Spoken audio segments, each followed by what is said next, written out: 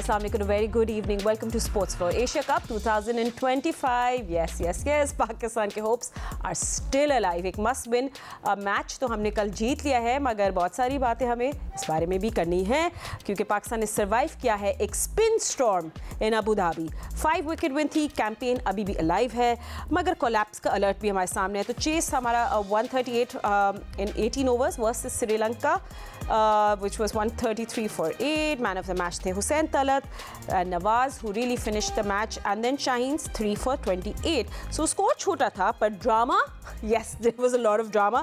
और हसरंगा ने तो ऑफ कोर्स कहानी चेंज की। अब क्वालिफिकेशन की मैथ शुरू है। हमारे एक्सपर्ट्स हमारे साथ मौजूद है। Tomorrow we have a big match, tomorrow we have to win the match, win must win. एक और match Pakistan versus Bangladesh, but yes Sri Lanka के hopes are dying down with no points. And जल्दी से पहले हम अपने एक्सपर्ट से बात कर लेते हैं, फिर आपको पॉइंट्स टेबल भी दिखाते हैं। And let's have a look at the scenario of Asia cup 2025। मेरे साथ मौजूद है senior sports journalist Abdul Majid Bhatti, cricket के सिकंदर मिस्टर सिकंदर बख्त हमारे साथ मौजूद है, test cricketer Ahmad Shehzad and Pakistan cricket team के former captain mister Rashid Latif. Gentleman, thank you for joining us. Of course हम लोग मैच की बात करेंगे, अपनी बॉलिंग की बात करेंगे। भट्टी साहब, चले यार पॉइंट्स टेबल पे नजर मार लेते हैं, और अब क्या मैथ है, क्या हिसाब किताब है, इस पर भी बता लें कि कल हमने अब मैच खेलना है बांग्लादेश के खिलाफ। फातिमा, बिल्कुल पॉइंट्स टेबल तो क्लियर नजर आ रहा है, लेकिन पाकिस्तान टीम बिल्कुल अभी टूर्नामेंट में उसकी होप्स अलाइव हैं।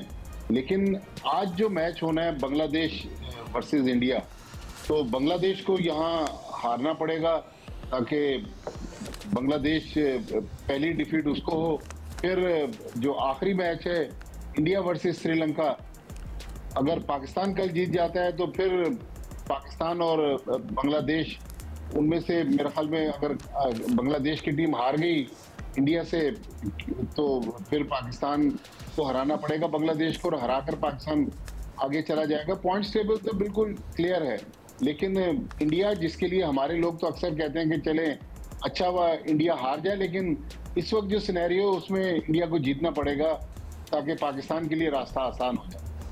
ठीक है सर, सिचुएशन ऐसी है, बट हमारी टीम की भी अपनी सिचुएशन कैसी है, इस पर भी हम एनालिसिस ज़रूर करेंगे। कल के टर्निंग पॉइंट्स क्या थे मैच के, इस पर भी थोड़ी सी अपडेट करेंगे। सिकंदर, डू यू सी ये प्लेइंग 11 ये जो मिक्स चल रहा है, this to go forward in the remaining matches? ये देखो, एकदम से रैपिडली चेंजेस जो करते हैं ना, वो टीम में लड़खड़ाई भी होती है। जब आप लड़खड़ा जाते हैं ना, तो फिर कभी आप एक को बदलते हैं, दूसरे को बदल रहे हैं, ऊपर कर रहे हैं, नीचे कर रहे हैं, तो उसका मतलब है कि यू आर नॉट सेटल्ड।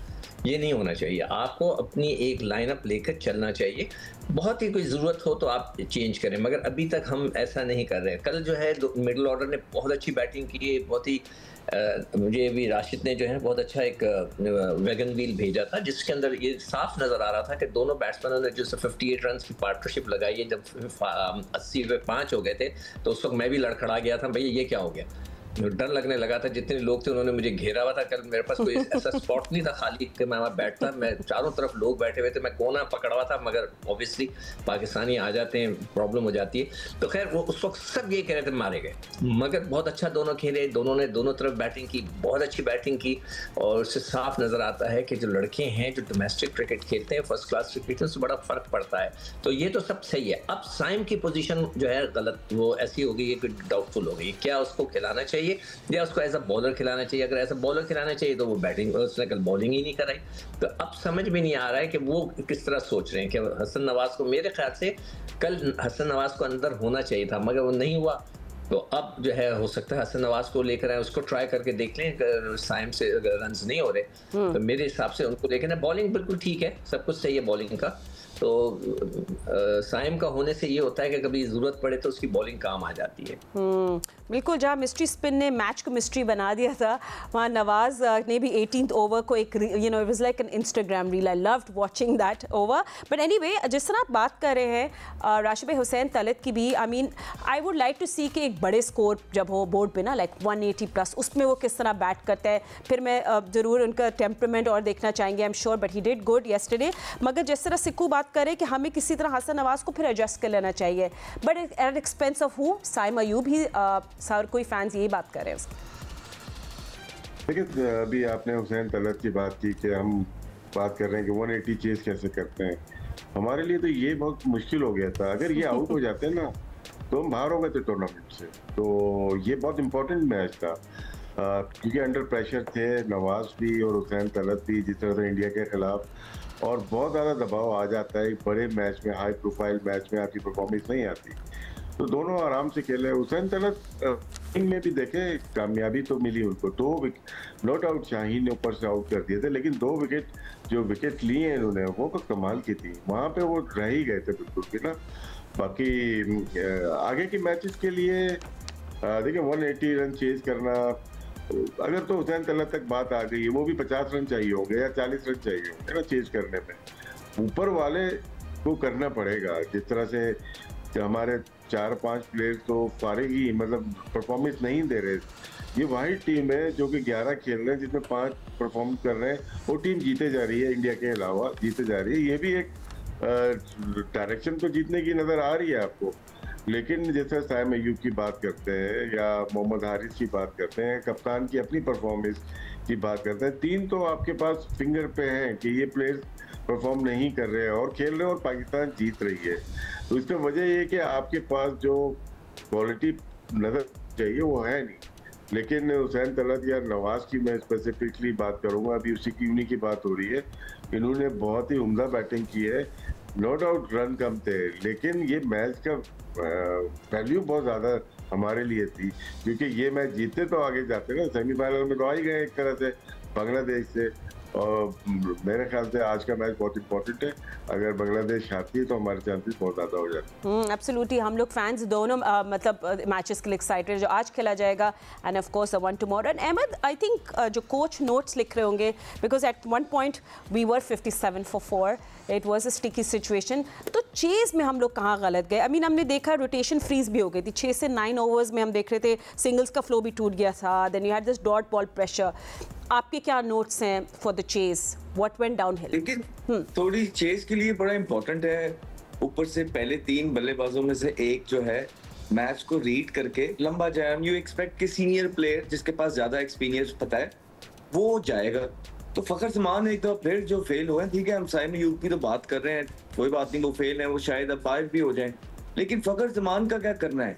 मतलब वो कौन से टूर्नामेंट हैं जिनके लिए फखर जमान के ऊपर इन्वेस्टमेंट हो रही थी, और वो किधर है सारे लोग जो T20 के अंदर वो बोलते थे कि जिस दिन करेगा वो जितवाए। वो कब करेंगे? हम भी यही बोलते हैं कि यार करें तो सही, वो करें, आए। हम भी यही देखना चाहते हैं कि पिछले 10 सालों में T20 में कहाँ उन्होंने किया है, और वो ये नारा किस परफॉर्मेंसेस पे लगाया गया था।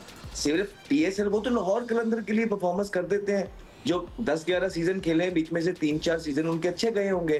तो नॉर्मल प्लेयर जो हैं वो यही करते हैं ना कि 7-8 सीजन खेलते हैं, उनके 3-4 सीजन अच्छे जाते हैं, इसलिए वो कैरी होते हैं। लेकिन पाकिस्तान के लिए उन्होंने नहीं किया। और इस यंग टीम के अंदर पाकिस्तान टीम और पाकिस्तान की इमाम कौम और हम जैसे एक्सप्लेयर्स, हम लोग एक्सपेक्ट कर रहे हैं उनसे कि वो पाकिस्तान के अगर कोई चांसेस हैं तो वो परफॉर्मेंस करेंगे और यंगस्टर्स को भी साथ साथ बचाएंगे। अब मसला ये हो रहा है कि वो ही आउट होके आ जाते हैं। कभी उनके कोई कैच का मसला, वो कैच पे खुश नहीं है, कभी वो गंदा शॉट मार देते हैं। अब आप देखें ना अभिषेक शर्मा वगैरह की टेक्निक में और इनकी टेक्निक में फर्क देखें। वो आप कभी नहीं देखेंगे अभिषेक शर्मा इधर के उधर चले गए, इधर जहाँ का बॉल है वो वहां खेलते हैं, और जब बहुत फंस जाए फिर इम्प्रोवाइज करते हैं ये लोग। लेकिन आप दूसरी तरफ फखर जमान को देखेंगे तो बहुत मूवमेंट है क्रीज के अंदर।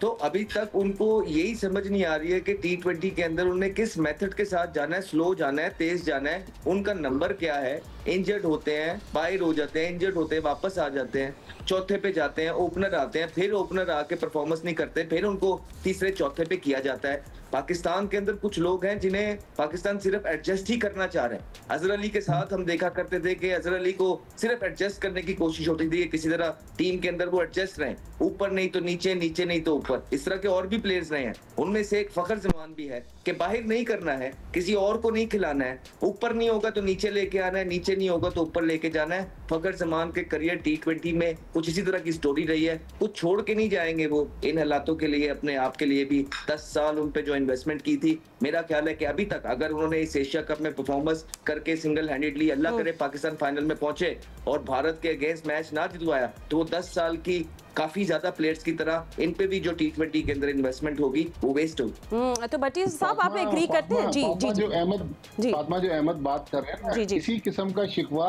कल मैच के बाद प्रेस कॉन्फ्रेंस में हुसैन तलत ने भी किया है। उसने कहा है कि मैं 6.5 साल में मुझे 20 T20 इंटरनेशनल मिले, मैं वनडे में फेल हुआ तो मुझे T20 से ड्रॉप कर दिया गया, T20 में फेल हुआ मुझे वनडे से ड्रॉप कर दिया गया। उन्होंने कहा कि मैं जिस पोजीशन पर मिडिल ऑर्डर में खेलता हूं तो मुझे भी मौके देने पड़ेंगे ताकि मैं भी अपने आप को प्रूव करूं।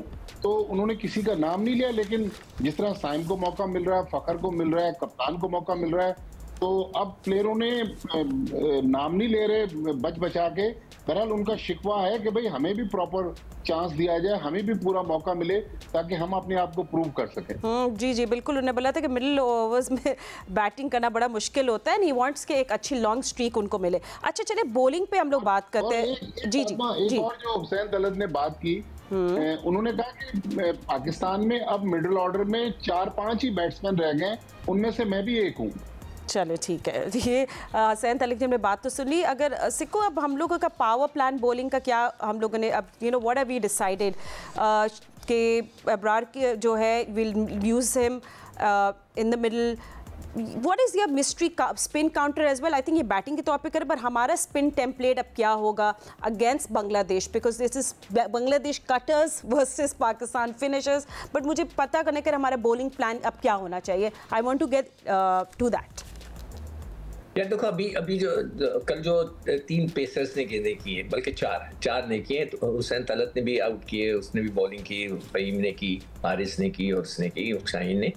तो हो सकता है यहाँ पर ये चारों ना चल, मतलब है कि चारों की ज़रूरत नहीं हो, स्पिनर्स की ज़रूरत हो। तो इब्रार के साथ हमें कोई ना कोई रखना है। हम क्यों नहीं बॉल करा रहे मोहम्मद नवाज से, मुझे नहीं पता। भट्टी साहब ने अगर पूछा हो प्रेस कॉन्फ्रेंस में किसी से कि भाई क्या हो गया, 2 मैच गुजर गए हैं, मोहम्मद नवाज बिल्कुल ही गायब हो गया है।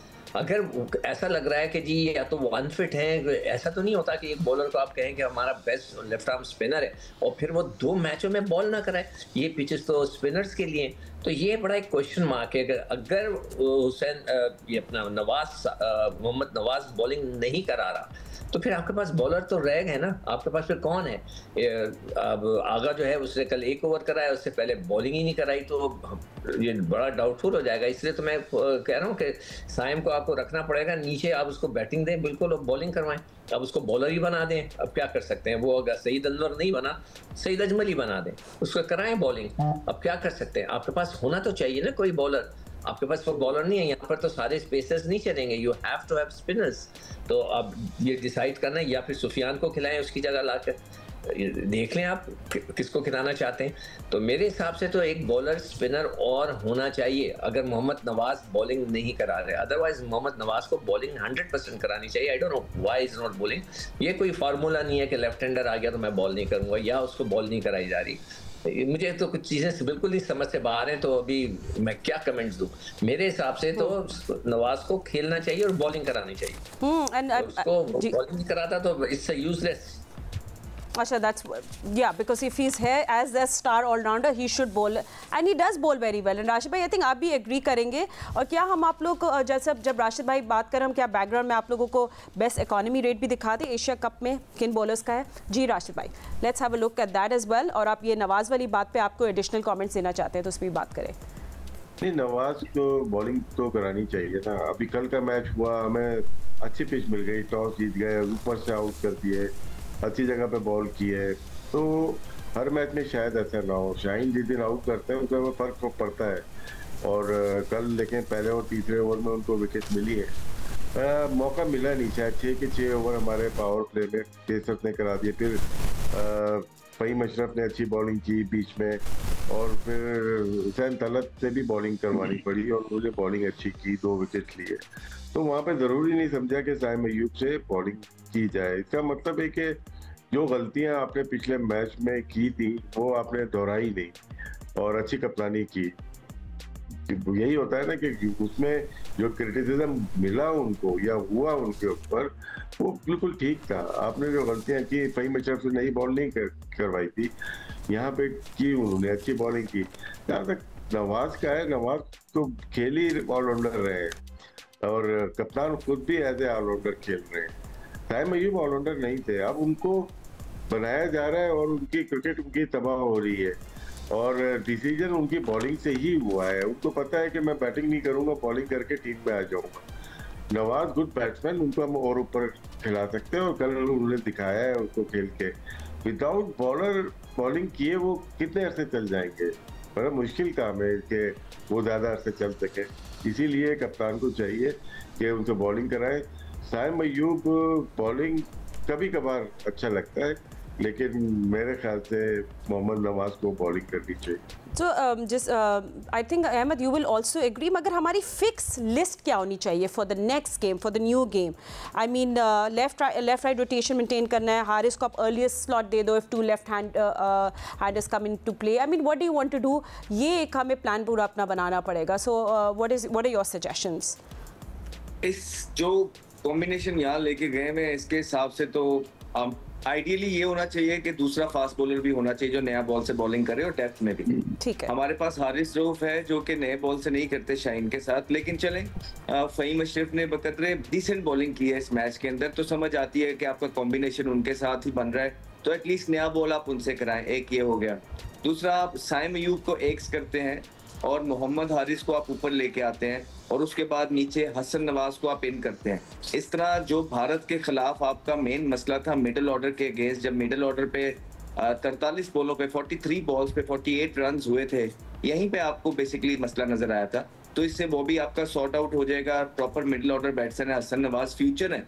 आप फ्यूचर के साथ इस तरह नहीं कर सकते कि जिसने इतनी परफॉर्मेंस इतने मुश्किल नंबर पे करके दी है तो आपने बिल्कुल दूध में से बाल की तरह आप उनको निकाल के बैठ जाएंगे। आपके इम्पैक्ट प्लेयर हैं और T20 के अंदर तो जितने ज्यादा इम्पैक्ट प्लेयर्स हों उतना इंपॉर्टेंट होता है, इतना अच्छा होता है। तो आपने अपने इम्पैक्ट प्लेयर्स को बाहर नहीं करना है। उसके साथ अब हुसैन तलत ने परफॉर्मेंस किया, ये बहुत जबरदस्त बात है, खुशाइन बात है। डोमेस्टिक के बल्लेबाज हैं, बड़े अरसे से मौका नहीं मिला।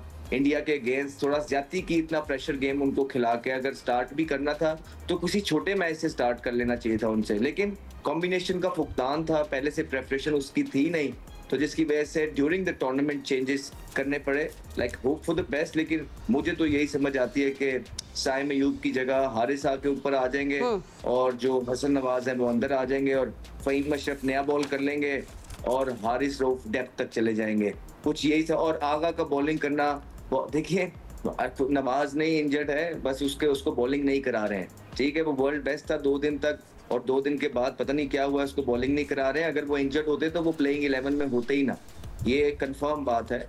तो उनको बॉलिंग करानी है और आगा ने खुद भी बॉलिंग करनी है। जैसे ही लेफ्टी बैटर आए, जिस तरह भारत के अगेंस्ट आए थे, ये तो बड़ा जबरदस्त मौका है। तो वही सरफराज वाली हरकतें सारी करने लग गए हैं जब वो एक टाइम पे छुपने लग गए थे और उनकी कोशिश होती थी कि बस मैं कप्तानी करके चला जाऊं, ना मेरी बैटिंग आए ना बॉलिंग आए ना कुछ हो, और चुप करके जो है ना चीजें हो जाए। वही अब सलमान अली आगा हमें बड़े मैचेस के अंदर करते हुए नजर आ रहे हैं। तो आई थिंक के ये थोड़ा सा देखना पड़ेगा इन चीजों को। सलमान अली आगा को इन चीजों को देखना है और लीड फ्रॉम द फ्रंट करना है और बॉलिंग करनी है। Absolutely, I was just going to take that away from you कि सलमान अली आगा के बारे में सब फैंस और एनालिस्ट यही कह रहे हैं, will have to lead from the front. Remember Bangladesh ने सुपर फोर्स के ओपनर पे श्रीलंका को शिकस्त दी थी, उन्हें चेस कर लिया था 169। So yes, Bangladesh is also in good form. उनको किस तरह हमने टैकल करना है इस पर हम लोग बात करेंगे, but after short break, don't go anywhere. Right, so Pakistan ने तो बांग्लादेश को फेस करना है कल, बट उससे पहले big match again for Bangladesh. Bangladesh और इंडिया एक दूसरे के आमने सामने होंगे। यस, बांग्लादेश का कॉन्फिडेंस स्काई हाई होगा श्रीलंका को शिकस्त देने के बाद, बट यस वो इंडिया से हार चुके हैं ग्रुप स्टेज में भी। तो आखिरी दफ़ा जब इंडिया ने बांग्लादेश को शिकस्त दी थी, बांग्लादेश ने जब इंडिया को शिकस्त दी थी वो 2019 में था। सो यस, जो एक्सपीरियंस बांग्लादेश प्लेयर्स हैं उनको अब स्टेप अप करना पड़ेगा against India, and they are doing, of course India on the other hand is doing well. हमारे एक्सपर्ट्स हमारे साथ हैं और उन्हीं से बात करेंगे। सो बटी साहब, गुड मैच जो हम लोग भी सब मिलके देखेंगे, बट यस बांग्लादेश को एक ज़बरदस्त फाइट देनी मिलेगी और उनको कॉन्फिडेंस तो मिल गया लास्ट मैच के बाद। जी हाँ फातिमा, बांग्लादेश की जो टीम है रिसेंटली पाकिस्तान के खिलाफ तो उसने 6 T20 इंटरनेशनल खेले। 3-0 हम जीते थे लाहौर में, लेकिन जब हम ढाका गए तो 2 मैच उन्होंने जीते, सीरीज जीत ली, फिर आखिरी मैच हमने जीता। तो दोनों को एक दूसरे को बहुत अच्छे तरीके से जानते हैं। लेकिन अगर इंडिया बांग्लादेश का कंपैरिजन करें तो दोनों के दरमियान जो 19 T20 इंटरनेशनल मैच हुए 18 इंडिया ने जीते हैं, तो वहां तो इंडिया डोमिनेट कर रहा है।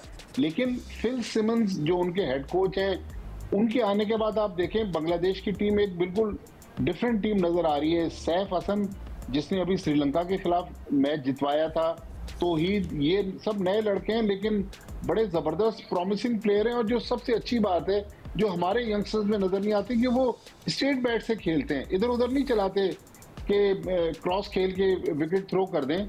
अब आप सिक्कू भाई उस दिन बात भी कर रहे थे, सैफ हसन ने जो इनिंग्स खेली थी श्रीलंका के खिलाफ बिल्कुल वी में खेल रहे थे और बड़े प्रॉपर क्रिकेटिंग शॉट्स खेल रहे थे। तो मेरा ख्याल हमारे कोच भी इतने ज्यादा बॉलर्स को लेके चले हुए, तो वही हिसाब है कि अगर आप किसी रेस्टोरेंट में बुफे खाने चले जाएं जहां 100 डिशेज हैं, फिर आपको चॉइस मुश्किल होती है कि क्या खाएं क्या ना खाएं। तो अब ये माइक हैसन का भी मेरे ख्याल में वही मसला मुझे नजर आ रहा है।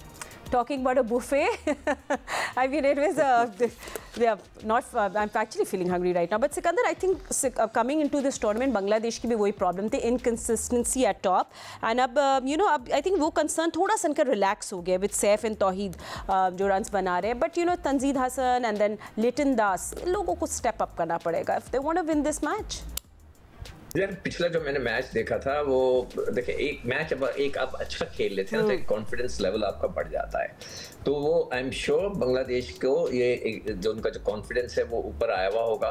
और जो रिडॉय कहते हैं ना, शायद उसको प्रोनाउंस करते हैं, रिडॉय जो है वो उसने प्रॉपर क्रिकेटिंग शॉट्स खेले, खासतौर पे जो उसने स्क्वायर कट्स मारे ऑफ स्टंप के थोड़ा सा शॉर्ट ऑफ लेंथ, उसने दोनों इतने खूबसूरत मारे। हम बैठ के यही बात कर रहे थे, यार ये तो मतलब ये कि ये हमारे वाले जो है अगर ऑफ स्टंप पे गेंद दे दो थोड़ी शॉर्ट तो लपेट के मारते हैं मिड ऑन के ऊपर, मिड विकेट के ऊपर और लॉन्ग ऑन की तरफ। भाई जिस जगह की बॉल है उसको क्रिकेट के शॉट्स खेलने चाहिए। मगर एक सबसे बड़ा जो फॉल्ट हमारे साथ चल रहा है वो यही है कि हम डोमेस्टिक क्रिकेट पे फोकस ही नहीं कर रहे। हम नीचे आते चले जाएंगे इसलिए कि डोमेस्टिक क्रिकेट से आपकी प्रॉपर क्रिकेट खेली जाती है। जो भी राशिद ने भी बात की कि आप ये देखें कि तलत और नवाज दोनों ने 70-80 जो है डोमेस्टिक मैचेस खेले हुए। आप दूसरों के उठा के देंगे, किसी ने 10 खेले, किसी ने 12 खेले, किसी ने 4 खेले। मैं तो हैरान हूँ कि 6-6 साल हो गए हैं इनको पाकिस्तान टीम में खेलते हुए, डोमेस्टिक क्रिकेट नहीं खेली। यानी कि सिक्कू भाई आपकी बात कट गई। जो कंसर्न की बात है, कल रात का जो मैच था, पाकिस्तान के कप्तान सलमान अली आगा और साइम अयूब गूगली रीड नहीं कर सके, उन एयर में बीट हो गए। यार यही तो पिछले प्रोग्राम्स में भी मैंने रोया था कि ये कैसे हो सकता है कि हम जब गैराज में छोटे थे और स्कूल डेज में गैराज में खेला करते थे ना क्रिकेट, तो वहाँ हम गूगली कराते थे। मैं हैरान हूँ इन लोगों को रीड नहीं करनी आती। कैसे हो सकता है कि वो आप रीड नहीं कर सकते हो, हाथ नहीं देखते हो, गेंद को उसकी जो रोलिंग है वो नहीं देखते हो कि किस तरह वो रोटेट कर रही है गेंद वगैरह। I don't believe it. और वो भी पाकिस्तान के लड़के जहाँ पे स्पिनिंग ट्रैक्स हैं, राइट आर्म लेग स्पिनर्स भरे हुए, आप नहीं समझ पाते। I am shocked. और ख़ासतौर पे मैं उस पर हैरान हुआ था साइम के, वो तो कम्प्लीटली बीट हो गया था, पता ही नहीं चला उसको। तो ये बहुत बड़ा कंसर्न है जिसको क्रिकेट बोर्ड को मैं पहले भी 10 दफ़ा कह चुका हूँ, मैं दोबारा कहूँगा कि सर इसको कवर करें और हमें डोमेस्टिक क्रिकेट पे ज़्यादा फोकस करना चाहिए। लड़कों को भेजें खेलने के लिए। इंडिया को आप ले लेना, इंडिया से आप कंपेयर करने लगते हैं तो फिर इंडिया तो किसी जगह लड़के भेजता ही नहीं। हमारे लड़कों को सिर्फ और सिर्फ ये छोटी छोटी लीग्स खेलने का शौक हुआ है और जनाब उनको पूरी खुली छुट्टी दी हुई। ठीक है। एंड अगर ऑफ कोर्स राशिद भाई, India is hot favourites in this, हर कोई उन्हीं को टर्म कर रहा है they will win, but Bangladesh को क्लिक करना पड़ेगा एज ए यूनिट। और जैसे उन्हें श्रीलंका के खिलाफ मुस्तफिजुर रहमान ने पड़ेगा, आज तो ना करे ना, आज तो ना करे। अच्छा, वो तो हमारे पर्सनल इंटरेस्ट है। नहीं, आज नहीं, क्योंकि देखें अच्छा मुकाबला हो रहा है, 2-0 हो चुका है। तो एक ही इसमें देखें, अगर तो बांग्लादेश पहुंच जाती है फाइनल में, पाकिस्तान को मौका नहीं मिलता तो वो एक दिल में रह जाएगी। या तो 3-0 करवा लें या ऐसा धमाका करते जीत के कि फिर मुद्दतों याद रहे, फिर हम बोले हम नहीं खेल रहे भाई, ये वाला चक्कर है। ये पाकिस्तान को पहुंचना जरूरी है, इंडिया के साथ फाइनल हो और पाकिस्तान जीते। और ऐसी हवा तो चल रही है, हवा ऐसी चल रही है कि फाइनल पहली दफा 18 सालों में, 18 एशिया कप में आज तक फाइनल नहीं खेला पाकिस्तान इंडिया, 3 दफा नहीं खेले। तो एक दफ़ा हो जाए, और इसीलिए आज मेरे ख्याल से इंडिया फेवरेट और इंडिया को जीतना चाहिए। जहाँ तक पाकिस्तान और इंडिया के मैचेस का ताल्लुक है रिसेंट ईयर्स में, और बांग्लादेश और इंडिया के मैचेस का ताल्लुक है, बांग्लादेश ने ज़्यादा टफ टाइम दिया है इंडिया को। एशिया कप हुआ था एक, इसमें आखिरी ओवर में भी बाहर हो गए थे, लेकिन वो डिफरेंट तरीके से खेलते हैं। हम लोग थोड़ा सा अंडर प्रेशर है आजकल, लेकिन बांग्लादेश फाइट करना जानता है और वो करेगा इस मैच में। लेकिन होपफुल कि इंडिया यहाँ से जीते और पाकिस्तान के चांसेस ज़्यादा हो जाए। I've also heard, and I don't know, मैं किसी से ज़रूर पूछे क्योंकि इसके क्या, सूर्य कुमार यादव ने कहा था कि पाकिस्तान अब राइवलरी नहीं रहा है, Pakistan and Bangladesh. I don't like that over confidence, but anyway खैर काफ़ी डोमिनेंट स्टेटमेंट था। चले रीफ्रेस कर लेती हूँ आज का सवाल फिर अहमद आपसे। हाँ, बांग्लादेश को किस तरह आज का मैच हारना चाहिए? No but jokes apart. नहीं, मतलब कि कोई मैच ही नहीं है भारत का और बांग्लादेश का, कोई भी मैच नहीं है। और जहाँ तक राइवलरी की भी बात करते हैं आप, वो तो देखें एक जबरदस्ती की राइवलरी है। पाकिस्तान की टीम का भी अभी कोई मैच नहीं है भारत के साथ। एक टाइम पे हुआ करता था कि जब पाकिस्तान जो है आंखें बंद करके भी चला जाता था तो भारत हारता था, ठीक है। तो लेकिन आजकल के हालात डिफरेंट है, इसको एक्सेप्ट करना है। भारत ने ओवर द इयर्स अपनी स्पोर्ट्स के ऊपर काम किया है और इसको मानने वाली बात है, मानने की जरूरत है, इसमें दो राय नहीं है। उनके पास बेटर प्लेयर्स आ रहे हैं, उनके पास अच्छे स्किल वाले प्लेयर्स आ रहे हैं, बॉलर्स आ रहे हैं, चाइनामैन आ रहे हैं, स्पिनर्स आ रहे हैं, बल्लेबाज आ रहे हैं, मिडल ऑर्डर्स आ रहे हैं, ऑलराउंडर आ रहे हैं। तो उन्होंने कुछ ना कुछ तो बेहतर किया है, तो हमें भी वही करना है। और जहां तक ये स्टेटमेंट्स की बात चल रही है, देखें ये चलती है, क्यों नहीं चलेगी। यू एक्सपेक्ट जिस इंसान ने पोस्ट मैच सेरेमनी में अपनी आर्मी को जो है ना डेडिकेट कर दी चीजें, उसके लिए इस तरह की छोटी छोटी बातें पोस्ट मैच में करना ये नॉर्मल है। You got to understand. तो इसको नॉर्मल तरीके से लेना है और अपनी गलती समझ के, गलती मान के अपने आप को बेहतर करना है कि कल किसी को मौका ना दिया जाए कि कोई ऐसी बात करेगा। और जहां तक भारत और बांग्लादेश का सवाल है, मेरे ख्याल से बड़ा वन साइडेड अफेयर रहना चाहिए अगर पूरी पोटेंशियल के ऊपर मैच होगा। हाँ, अगर कुछ और हो गया तो वो फिर अल्लाह ही हाफिज। वैसे इंडिया के क्या चैलेंजेस हैं, ये तो हम लोग इस पे बात तो नहीं कर सकते। सैमसन को इंडिया के मिडिल ऑर्डर में सेटल करने की काफ़ी कोशिश की जा रही है। आई थिंक बहुत बज़ है इसके अराउंड भी। भट्टी साहब, इंडियन कैप में देखिए, संजू सैमसन चूँकि IPL में बड़ी उसकी परफॉर्मेंसेज हैं और पिछले दिनों वो टीम से बाहर रहे, उनको 11 में जगह नहीं मिल रही थी, इसलिए बार बार उनका जिक्र हो रहा है। लेकिन इंडिया की team other than Sanju Samson बिल्कुल एक एस्टेब्लिश टीम है। उनके पास बहुत ज़्यादा ऑप्शंस हैं, लेकिन वो 11 उनकी बिल्कुल सेट है। संजू सैमसन अब 11 में आ गए हैं, लेकिन आप देखें इंडिया को बहुत ज़्यादा उखाड़ पिछाड़ की ज़रूरत नहीं है। उनके कप्तान भी क्लियर हैं, उनके हेड कोच भी क्लियर हैं। लेकिन ये जो फातिमा राइवलरी की बात हो रही है ना, पाकिस्तान इंडिया की राइवलरी, वो हमारा दुश्मन है, ये राइवलरी तो हमेशा रहेगी। असल जो बात कर रहे थे, मैं तो उस प्रेस कॉन्फ्रेंस में मौजूद था, उन्होंने कहा सूर्य कुमार यादव ने कि अब हमारा और पाकिस्तान का कोई कंपैरिजन नहीं है। हम रिसेंटली इतने मैचेस पाकिस्तान के खिलाफ जीत लिए हमने कि अब हमारा पाकिस्तान का कोई मुकाबला नहीं है। वो उसको राइवलरी से कंपेयर कर रहे थे, लेकिन राइवलरी तो हमेशा रहेगी। राशिद भाई भी जिस तरह कल बात कर रहे थे कि हॉकी देख लें, इवन अरशद नदीम और चोपड़ा वाले केस में वहां भी हमारी उनके साथ राइवलरी है, वो तो खत्म नहीं हो रही। लेकिन हमें सूर्य कुमार यादव को गलत साबित करने के लिए अच्छा परफॉर्म करना होगा, अपना सिस्टम अच्छा बनाना होगा। एक मैं आपको मिसाल दूं कि हमारा अंडर 19 टूर्नामेंट जो शुरू हुआ, परसों डेरा मुराद जमाली की टीम 22 रन पर आउट हो गई 3 दिन पहले। कल जब दोबारा स्कोर कार्ड आया तो अब ये नहीं लिखा कि डेरा मुराद जमाली ने कितने बनाए, PCB ने लिखा कि उनके 6 बैट्समैन 0 पर आउट हो गए। तो इसका मतलब फिर वो कहीं 40-50 पे ही आउट हो गए होंगे। तो हमारे जो एक फर्स्ट स्टेप है क्रिकेट में ऊपर जाने के लिए, वहाँ देखें ना, वहाँ भी अलार्मिंग सिचुएशन है कि डेरा मुराद जमाली जिसकी representation PCB board of governors में भी, अगर उसकी टीम 22 रन पर आउट हो रही है तो हमारे सिस्टम में कहीं ना कहीं तो खराबी है, जिसको अब हमें बेहतर करना। ठीक है, एंड आई प्रॉमिस हम लोग आने वाले शोज में जरा इन डेप्थ एनालिसिस इन बातों पे भी करेंगे। But Sikandar, I mean, do you think that Bangladesh के पास कोई वो स्टार बॉलर है जो इंडिया के टॉप ऑर्डर मिल मतलब उनको थोड़ा तंग कर सके? Do you think that one person और one bowler can change the game for Bangladesh? देखो कभी भी अगर आप एक प्लेयर के ऊपर डिपेंड करें ना, वो टीम सही नहीं होती।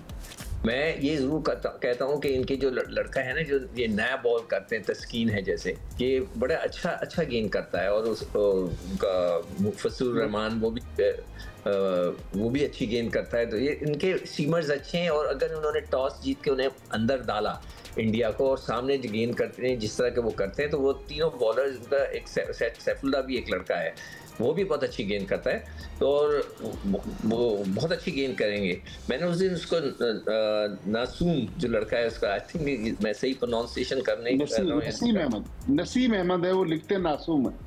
नासूम है, मुझे पता है वो नसीम जैसे जाकिर को जाकिर लिखते हैं। जी, तो तो वो लेफ्ट आर्म स्पिन कर रहा था, वो अच्छी कर रहा था, तेज कर रहा था, हल्का सा तेज कर रहा था, और विद इन द स्टंप्स कर रहा था, वो रन नहीं बनाने दे रहा था।